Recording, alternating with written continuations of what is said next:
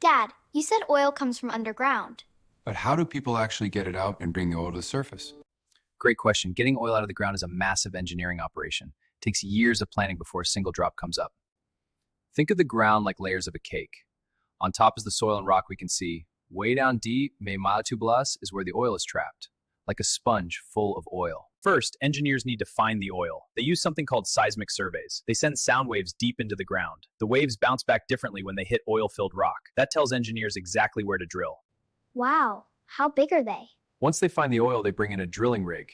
These machines are enormous. Some stand as tall as a 12-story building. It takes weeks just to build the rig before drilling even begins. The drill bit is made of very hard steel. It rotates, grinding through rock. As it drills, a special thick liquid called drilling mud is pumped down through the pipe. It cools the drill bit and carries the broken rock back up to the surface. 2 miles? That is so far down. How long does it take? Drilling one well can take 30 to 90 days, sometimes longer. The drill goes down? That's right, lay layer through different types of rock. Like soil and limestone? Yes. Then shale, and finally the oil reservoir, where it's been trapped for millions of years. After drilling, they lower long steel pipes into the hole. This is called casing. Then they pump cement around the outside of the pipe. This makes the well strong and stops the walls from collapsing and keeps different layers separated. So it is like a really long straw, going all the way down to where the oil is? That is exactly what it is. A very good way to think about it. Once the well is cased, they lower a special tool to the bottom. It fires small charges that punch holes through the steel pipe and into the oil-bearing rock. The oil finally has a way in. It begins to flow into the pipe. Underground pressure pushes the oil up through the pipe toward the surface. Like squeezing a tube of toothpaste, the earth itself pushes the miles of pipe until it reaches the surface. At the surface, the oil is controlled by a set of valves. Workers can open or close these valves to control exactly how much oil flows. From here, the crude oil goes to a separator. What is a separator? Does it separate things? Exactly right. When crude oil comes out of the ground, it is not just oil. It is mixed with water and natural gas, all at once. What's that big machine? It's a separator. It separates oil, gas, and water.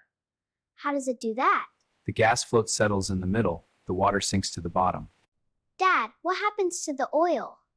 The crude oil is then pumped through underground and above-ground pipelines. Some of these pipelines slowly and are thousands of miles or some race reservoir far. Okay, so the crude oil gets to the refinery. Then what happens? What does the refinery do to it?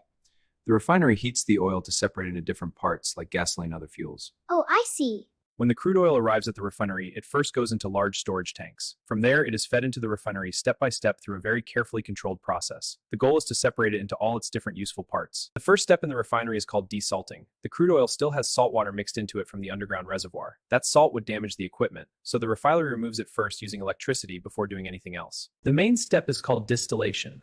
The crude oil is heated to very high temperatures. It turns into vapor and rises up a very tall tower. As it rises and cools, different parts condense at different heights. Each part is collected separately.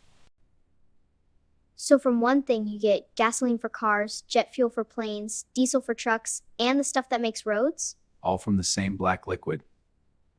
From crude oil, the refinery produces many different products.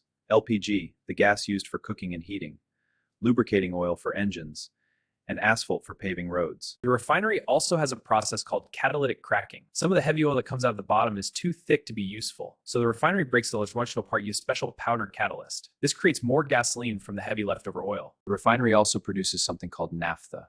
And naphtha is the starting material for making plastics, synthetic fabrics, rubber, medicines, cleaning products.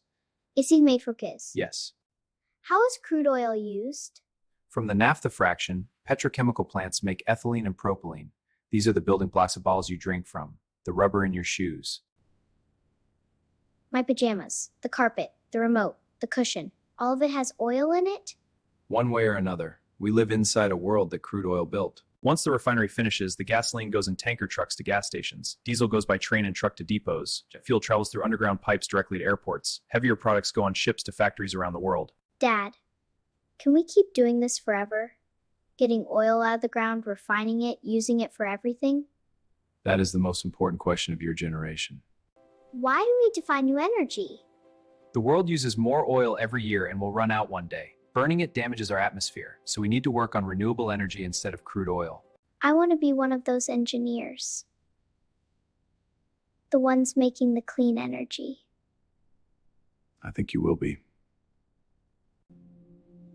Crude oil. extracted from miles underground, refined into 100 different monoworld. And now, slowly, the world is building what comes next.